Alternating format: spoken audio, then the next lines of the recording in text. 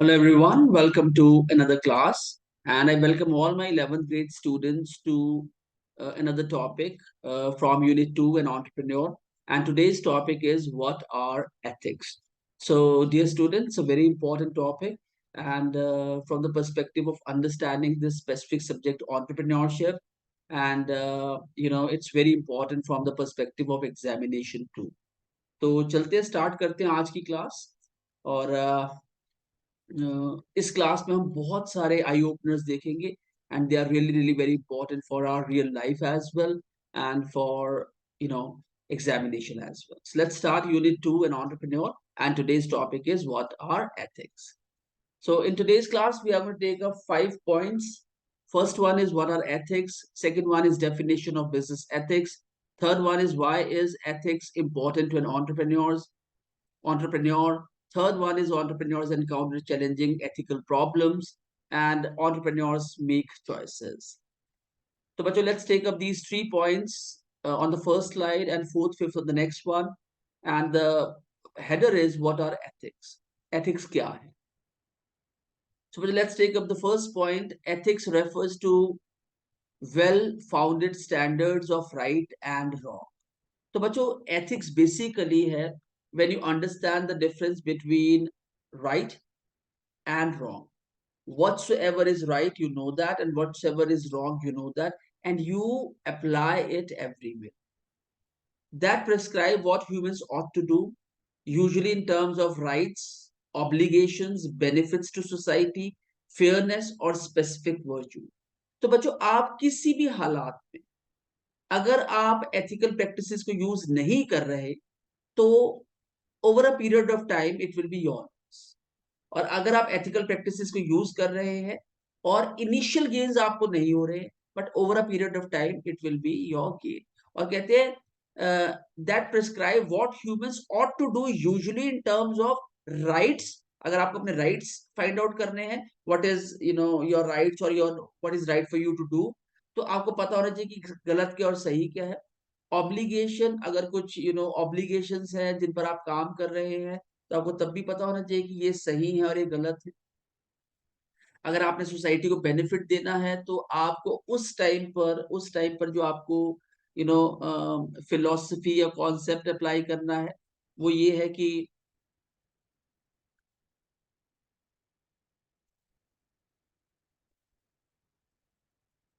Benefits to society. उस time आपने जिस कॉन्सेप्ट को यूज करना है उसे हम कहते हैं विन विन। ऐसा कॉन्सेप्ट जिसमें आप भी जीते और जिससे आप डील कर रहे हैं वो भी जीते। ये ना हो कि सिर्फ आप जीते और दूसरा हार जाए। नेक्स्ट इज फेयरनेस और स्पेसिफिक वर्च्यू। कहीं पर आपने इंटेग्रिटी शो करनी है, अपनी प्योरिटी शो करनी है, तो एथिकल रहे, अनएथिकल ना रहे। और ये वेरी करता है from situation to situation. Sometimes you need to be very alert agile, और आपको क्लियर रहना पड़ता है कि what exactly is ethical and unethical. वो हम आने वाली स्लाइड में डिस्कस करेंगे। सेकेंड पॉइंट हम लेते हैं, ethics for instance means those standards that impose the reasonable obligations to refrain from stealing, murder, assault and fraud. तो एथिक्स हमें ये समझाता है कि हमें गलत कामों से अपने आप को बचाना है, जिसमें इन्वॉल्व है स्टीलिंग, मर्डर, असॉल्ट, किसी को हार्म करना और फ्रॉड करना।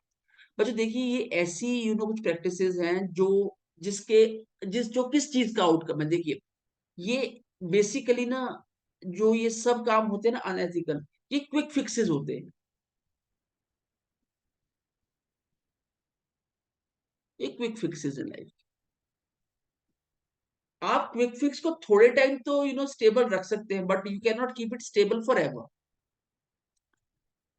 स्टीलिंग क्या है? चोरी का। तो चोरी इंसान कब करता है? जब वो मेहनत नहीं करना चाहता, जब वो एफर्ट्स नहीं डालना चाहता, जब वो अपने काम को समझना नहीं चाहता, तो वो स्टीलिंग है, वो चोरी है। तो मर्डर है, असॉल्ट है, किसी के साथ फ्रॉड करना है। हमें ऐसा लगता है कि बीइंग एन एंटरप्रेन्योर और बीइंग इनटू जॉब्स, अगर आप फ्रॉड कर रहे हैं तो you will go Scott free. ऐसा नहीं है बच्चों। जो व्यक्ति ये सब काम करता है ना, उसे एक चीज का लॉस तो तह जिंदगी रहता है, एक चीज का लॉस तह जिंदगी रहता है, और वो है लो सेल्फ एस्टीम। वो आदमी कभी कॉन्फिडेंट नहीं हो सकता लाइफ के अंदर, जो व्यक्ति ये सब काम करता है। क्विक फिक्सेस, शॉर्टकट्स, ओ गॉड, ये ऐसे छोटे छोटे कट्स हैं जो लॉन्ग कट्स में कन्वर्ट हो जाते हैं, shortcuts in life.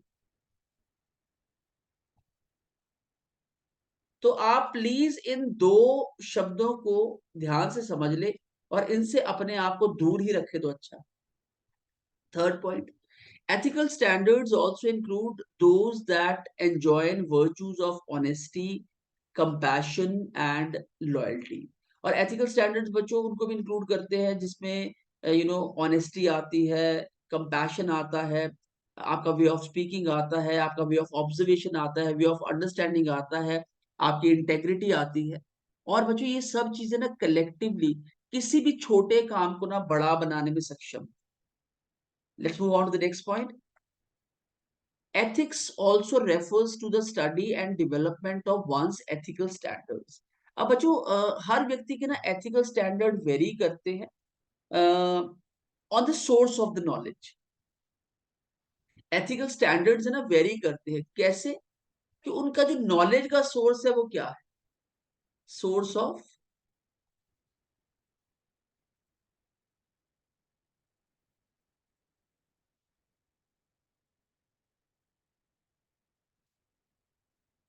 It is necessary to constantly examine one's standards to ensure that they are reasonably and well founded।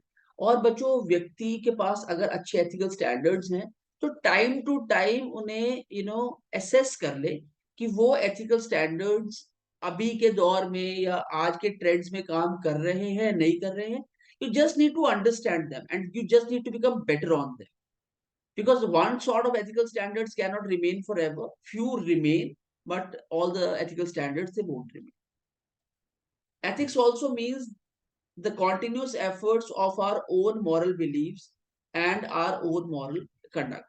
और बच्चों इसमें एथिकल एथिक्स के अंदर जो आपके अपने मॉरल बिलीफ्स हैं, जो अपने बिलीफ्स हैं वो बहुत काउंट करते हैं, वो आपके मॉरल कंडक्ट को बनाते हैं, जो आपके मॉरल बिहेवियर को बनाते हैं। बट ओवरऑल जो इसके अंदर कॉन्सेप्ट समझने का है वो ये है कि आप जो भी काम करें उसमें ये देख ले इस काम को सबसे बेहतर करने का तरीका क्या है और बेहतर करने का तरीका क्या नहीं है। अगर वो तरीका बेहतर करने का है और आप उसे ऑप्ट करते हैं तो दैट इज एथिक्स। और अगर कोई काम ना करने का तरीका है, गलत तरीका है, और आप उसे because you want quick fixes and shortcuts तो आप उसे ऑप्ट करते हैं, दैट इज अनएथिकल। तो that is very important for you to understand. क्योंकि बच्चों ये देखिए, आप ना हमेशा याद रखिएगा एक सीड का कॉन्सेप्ट है। आप जमीन में एक बीज बोते हैं, बीज एक वृक्ष में कन्वर्ट हो जाता है और उसी बीज के फ्रूट्स उस वृक्ष पे लगते हैं। तो आप जिस टाइप का भी सीड, चाहे वो एथिकल होगा अनएथिकल होगा, अगर वो ग्रो होने लायक होगा और वृक्ष में कन्वर्ट हो जाएगा तो वही फ्रूट्स उगेंगे उस पे जिस प्रकार का सीड्स किया गया था। It can not be differing from it, क्योंकि ये rule of law of nature है। तो आप हो सके तो अपना काम स्टार्ट करें, अपनी पढ़ाई स्टार्ट करें, अपनी जॉब स्टार्ट करें by applying ethical practices as seeds you sow, और फिर slowly and gradually every seed has a capacity to become a tree. और जब वो पेड़ बन जाएगा तो आपको उसमें जो फल मिलेंगे वो हमेशा एथिकल मिलेंगे या फिर अनएथिकल मिलेंगे। आगे चलते नेक्स्ट पॉइंट की तरफ। Definition of business ethics. अब business ethics are very important.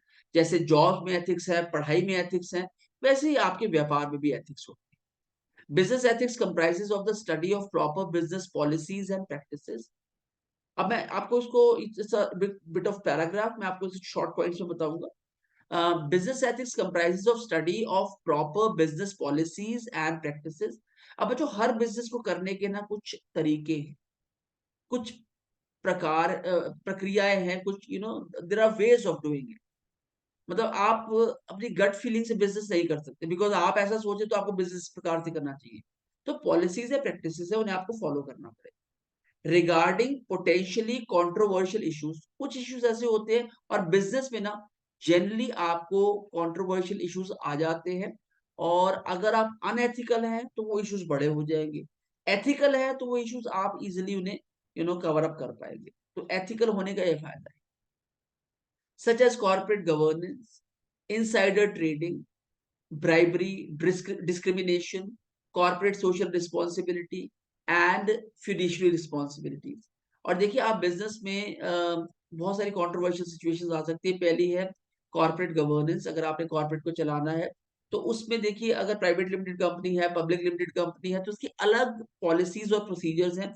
आप ये नहीं कर सकते कि just because people are not directly involved in your company, वो इनडायरेक्टली इन्वॉल्व है, तो आप कोई भी फ्रॉड उनके साथ कर पाए। तो you should refrain yourself from doing it. Insider trading है, अगर आप किसी कंपनी में काम करते हैं तो ये एक बहुत ही एथिकल इशू है, इशू रिलेटेड टू इंटेग्रिटी है, कि आपकी कंपनी का कोई भी राज बाहर नहीं जाना चाहिए to the contenders of the company. अगर वो जाता है, ये अनएथिकल है, ये आपके लिए भी गलत है, आपकी रेपुटेशन के लिए भी गलत है, आपकी सेल्फ एस्टीम के लिए भी गलत है, और आपकी करियर अपॉर्चुनिटीज के लिए भी गलत है। तो आप ऐसे काम ना करें तो अच्छा है। ब्राइबरी, कई लोग काम करने के लिए रिश्वत लेते हैं, दैट इज अगेन अनएथिकल।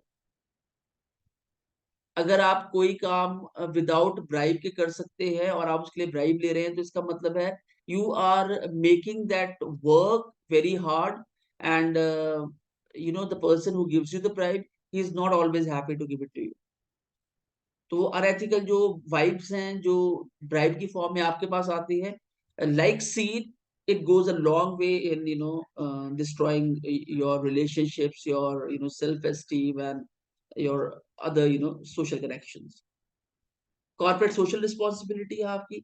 एक कंपनी एक सोसाइटी से कमाती है, तो ये कंपनी का बिजनेस एथिक्स है, और ये एथिकल रिस्पॉन्सिबिलिटी है कि company should give it back to the society as in various form. Philanthropy हो सकती है, जॉब्स हो सकती हैं, you know various activities they can do for social reforms की जा सकती है from the side of the company. Business ethics are often guided by law, while other times provide a basic framework that businesses may choose to follow to gain public acceptance. So, बच्चों जो business ethics है, they are as per the law। आप देखिए law में आप कोई भी act पढ़ेंगे या कोई भी एक्टिविटीज पढ़ेंगे, you know they are always ethical, they are full of integrity, they are full of truthfulness. तो जो व्यक्ति अपने काम को, बिजनेस को एथिकल स्टैंडर्ड के साथ करता है, तो he is being supported and encouraged by the law as. Law ऐसे बिजनेस को, ऐसे व्यक्ति को हमेशा एनकरेज करेगी who is maintaining all the ethical standards in running his firm, his और her firm, while other times provide a basic framework that businesses may choose to follow to gain public acceptance। और बच्चों इससे, अगर आप इस प्रकार से काम करते हैं, इस प्रकार से आप प्रोडक्ट्स बनाते हैं, सर्विसेज बनाते हैं, and you are keeping the benefits of the public in view, तो आप हमेशा you are going to keep the prices of the products right, you are always try to make right products, you are always try to give right services। अब तो होता क्या है, देखिए अगर आप ऐसे काम करते हैं ना, and you get connected to one specific person, so when you get connected to one specific person by these activities, that person has in turn 100 500 connections, तो आप वहां तक भी पहुंच सकते हैं।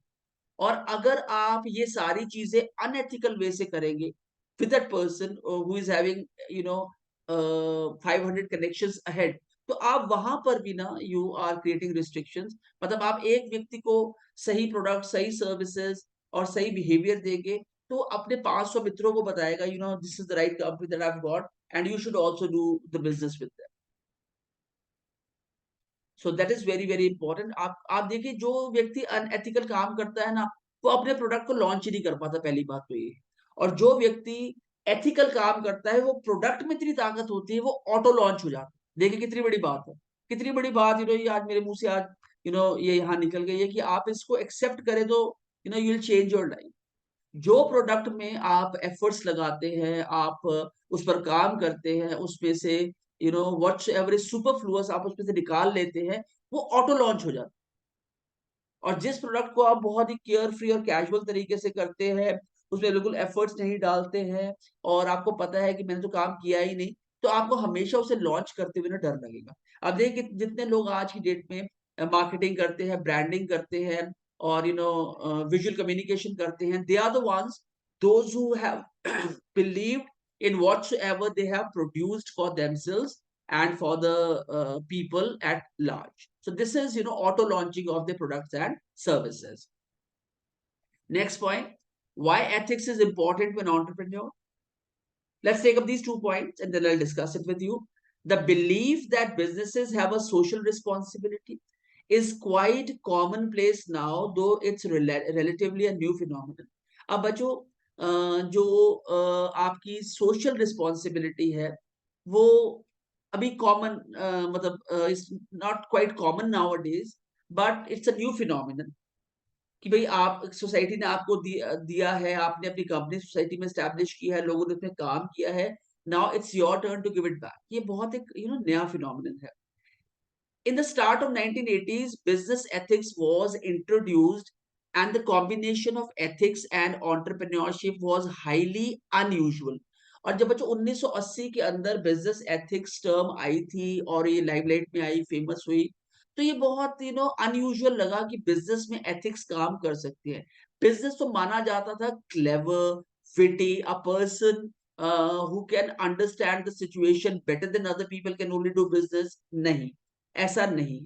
हमेशा बिजनेस तब ग्रो होता है जो लोग आपके साथ जुड़े होते हैं वो आपसे खुश होते हैं।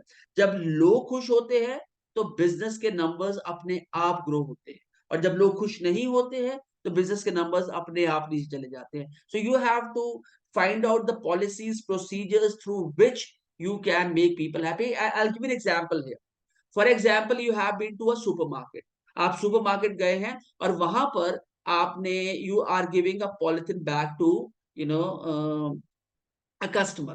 तो आपने जैसे उसे पॉलिथीन बैग दिया या उनके बैग में, कॉटन बैग में आपने प्रोडक्ट्स डाले, तो आपने किसी भी हेल्पर से कहा कि आप इसको बाहर तक छोड़ के आए या गाड़ी तक छोड़ के आए, या आप ऐसा कर सकते हैं कि सर मैंने पैक करके इसे सील कर दिया so that it won't fall out. तो ये छोटी छोटी जो एक्ट्स है ना, ये बताते हैं that you are supporting the customers who have come into your company. अब जैसे आप सुपरमार्केट्स में जाते हैं, आप ऑब्जर्व करते हैं कि हमेशा गार्ड बाहर होता है। तो guard generally they are on the door. अगर गार्ड आपको कहे good morning sir, good afternoon sir, और उठा के ट्रॉली आपको पास कर दे, तो मेरी बात आप मानिए हमेशा बच्चों कि आपका हो सकता है जो सामान लेने का यू नो यू नो आज का जो पर्सपेक्टिव हो सिर्फ 100-200 रुपए का हो, पर आप जब वो आप उसने आपको वेलकम किया, आपको ट्रॉली दी, तो वो पर्सपेक्टिव आपका 100-200 से 500 तक कन्वर्ट हो जाएगा। तो in turn that guard and his activities has also supported the company. This is the way ethics works. तो अगर आप अपनी तरफ से बेस्ट देने की कोशिश करते हैं and the customers gate happy because of it, so he will surely give you repeat business quite a few good times. Third point, according to John Wempe, very very important point, ethical entrepreneurship in a nutshell, collectively ethical entrepreneurship क्या है, amounts to the achievement of ethical goals through entrepreneurship.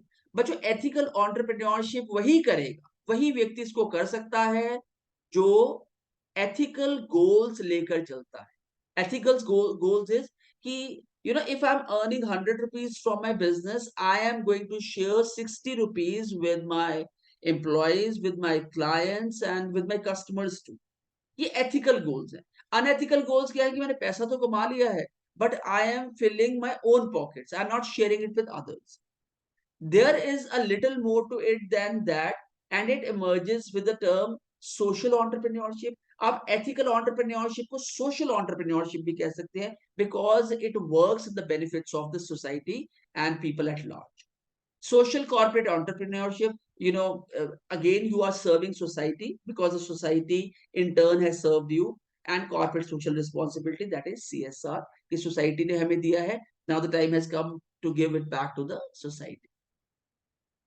और ये तभी होता है when you have some ethical goals with you, कि मैं काम करूंगा, प्रॉफिट्स अर्न करूंगा, and I am not going to keep all the profits for my self. Yes, few of the profits for myself and few of the profits for the people those who are associated with me. Fourth point, there are many discussions about morals and ethics. बहुत सारी discussions हो चुकी है कि क्या morally correct है, क्या morally incorrect है, क्या एथिकल है, क्या अनएथिकल है. They are literally the same words. It is a very complicated issue as the people have different views of what is ethical and moral. अब बच्चों जो लोग हैं वो भिन्न भिन्न प्रकार से डिफरेंट डिफरेंट वे से सोचते हैं. So they have different views upon ethics and morals. और किस पर ये चीज डिपेंड होती है? On their religious backgrounds, cultures and education. तो ये तीन चीजों पर डिपेंड करती है कि whether certain things are ethical for you or unethical for you. It is basically based on religious background, culture and education of the people. Fourth point, entrepreneurs encounter challenging ethical problems. Entrepreneurs nowadays face tricky moral dilemmas. आज की date में 21st century में doing business is not that simple. It is tough, it is difficult, it is challenging. So entrepreneurs nowadays faces tricky moral dilemmas. They work in tough business situations and do not have much time to think about what's right or what's wrong.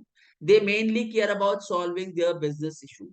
तो आजकल लोगों के पास वक्त नहीं है कि क्या सही है, क्या गलत है, क्या सोसाइटी के लिए बेटर है, क्या सोसाइटी के लिए बेटर नहीं है. हाँ, क्या मेरे लिए बेटर है, that people know more and concerned about. So they work in tough business situations and don't have much time to think about what's right and wrong. They keep on solving their business issues. That is more enough for them. But many of them understand that being good and honest in business is important and for the economy to work well. So even though they are busy, they know ethics matter. तो बच्चों ये तो जरूर है कि being honest, being good in your business, वो economy को भी सपोर्ट करते हैं और आपके बिजनेस को भी सपोर्ट करते हैं. And there are certain entrepreneurs, even being extremely busy, they know that ethics always work and they will work in future as well. Entrepreneurs make choices. Entrepreneurs make choices and take actions that affect many, usually without the moral guidance available in establishing organizations. तो बच्चों entrepreneurs अपने set of beliefs पर choices ले opt करते हैं. They take actions और ये choices, ये actions in turn कितने लोगों को इफेक्ट करते हैं. अब फॉर एग्जाम्पल एक व्यक्ति है, he is not having a job, so he has started his own business. He has no knowledge of business, he had no knowledge of job. At both the places is going to be a fiasco. एक व्यक्ति job करता है बड़ी मेहनत से, और job के बाद 10 साल 15 साल करने के बाद he starts his own business. उसे जॉब मेहनत से की थी, अब वो बिजनेस मेहनत से कर रहा है, तो he is going to get flourished in both the projects. Usually without the moral guidance available in established organisations. और लोग बहुत सारे फैसले ले लेते हैं without keeping moral check in view. मैं आगे इस पर पॉइंट पर डिस्कस करने वाला हूं, इसलिए बता रहा हूं कि बहुत बड़ी बड़ी कंपनीज और बहुत बड़े बड़े लोग भी कई बार अनएथिकल डिसीजंस ले लेते हैं, which ruins their reputation to a point where it gets irrecoverable. To a point where it gets irrecoverable. मैं सेकंड पॉइंट ले रहा हूं और बहुत इंपॉर्टेंट है, केस स्टडी भी लूंगा आज आपके साथ यहाँ पे. Their decisions can strengthen or seriously weaken a firm's future's business viability. उनके डिसीजन या तो कंपनी को स्ट्रेंथन कर देते हैं या फिर सीरियसली कंपनी को, फर्म के फ्यूचर के बिजनेस को इतना वीक कर देते हैं that it can not see any hope in the future. The cases of Enron, WorldCom and Anderson and other giants of USA are the shining examples of results of unethical decisions by key personals of those enterprises. So बच्चों, जो इन तीनों companies की case study है, जहां पर Enron है, वर्ल्डकॉम है और एंडरसन है, जिन्होंने they have participated in a bigger losses of people's money. मैं नेक्स्ट स्लाइड में इसको आपके साथ डिस्कस भी करूंगा. तो It has ruined these companies as well as the faith of people, those who have invested their money in these companies, to an a point where it is irrecoverable. However, what exactly is the right thing? All of us know about integrity, promise keeping, commitment and truthfulness. अब बच्चों अगर हम बात करें integrity की, that is सच्चाई. Promise keeping का मतलब है that whatsoever promises you have made, you know how, what is, why it is good to keep them. You are always committed. आपको जो काम दिया जाता है, जिस प्रकार का काम दिया जाता है, आप उसमें अपनी कमिटमेंट शो करते हैं. अब मजे की बात क्या है बच्चों, कि लोग छोटे छोटे कामों में तो कमिटेड होते नहीं, चाहते हैं कि उन्हें बड़े कामों में कमिटेड कमिटमेंट मिल जाए. तो ऐसा नहीं हो. पहले आपको छोटे छोटे कामों में कमिटेड होना है. लोग छोटे छोटे कामों में तो हार जाते हैं, उसमें कमिटमेंट शो नहीं कर पाते, और वो चाहते हैं कि उनको बड़े कामों के लिए रिस्पॉन्सिबल माना जाए. That is next to impossible. We learn these trades from childhood. हमें बचपन से ट्रेड सिखाए गए. और याद रखिएगा इन ट्रेड्स को, इनको इनको ना हल्के में नहीं लेना है बिल्कुल. Integrity, promise keeping, commitment and truthfulness. Amazing, amazing. Integrity, promise keeping, commitment and truthfulness. We learn these traits from childhood. An important question arises for us personally and in the world of business. ये अपने लिए बहुत अच्छा है, ये अपने लिए दवा का काम करता है, and that too for the business world as well. Do we practise integrity? क्या हम सच्चाई को प्रैक्टिस करते हैं? और do we have it imposed on us from an external source, या फिर हमें एक्सटर्नल सोर्सेज के थ्रू इसे इम्पोज किया जाता है और हम इसे अपने ऊपर जबरदस्ती लादते हैं? No. The capital we use to build our business becomes consumed through production, but the capital of our character outlasts all material resources. कहते हैं बच्चों, जो पैसा होता है ना, वो अगर हम बिजनेस में लगाते हैं तो प्रोडक्शन और सर्विसेज बनाने में निकल जाता है.